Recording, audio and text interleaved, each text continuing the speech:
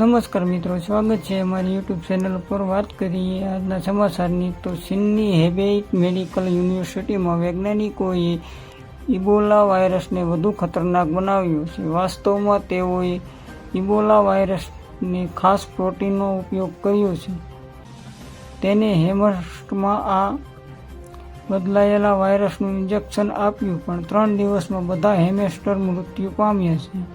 લેબોરેટરીમાં ઇબોલાનું ડરાવનું સ્વરૂપ સર્જાયું।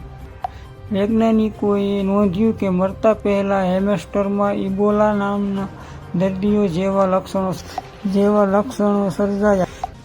તેના ઘણા અંગોએ કામ કરવાનું બંધ કરી દીધું હતું। આ સંશોધન તાજેતરમાં જ સાયન્સ ડાયરેક્ટરમાં પ્રકાશિત થયું છે। વાસ્તવમાં વૈજ્ઞાનિકોએ એક અલગ વાયરસ ઇબોલા પ્રોટીન દાખલ કર્યું, જે શરીરમાં કોષોને સંક્રમિત કરવામાં મદદ કરે છે। આ કારણે આ બદલાયેલ વાયરસ હેમસ્ટરને સરળતાથી ચેપ લગાવી શકે છે। કેટલાક હેમસ્ટરની આંખો પર પોપડા પણ હતા અને તેની દ્રષ્ટિ પર પણ અસર થઈ હતી। વૈજ્ઞાનિકોનું કહેવું છે કે આ દર્શાવે છે કે આ સંશોધન ઇબોલા વાયરસથી થતા આંખના રોગોને સમજવામાં મદદ કરી શકે। કોરોના વાયરસને લઈને બેલમાંથી એક લિંક થવાની આશંકા પણ વ્યક્ત કરવામાં આવી હતી। જો મિત્રો તમને અમારા વિડીયો પસંદ આવતા હોય તો સબસ્ક્રાઇબ કરીને અમારી ચેનલને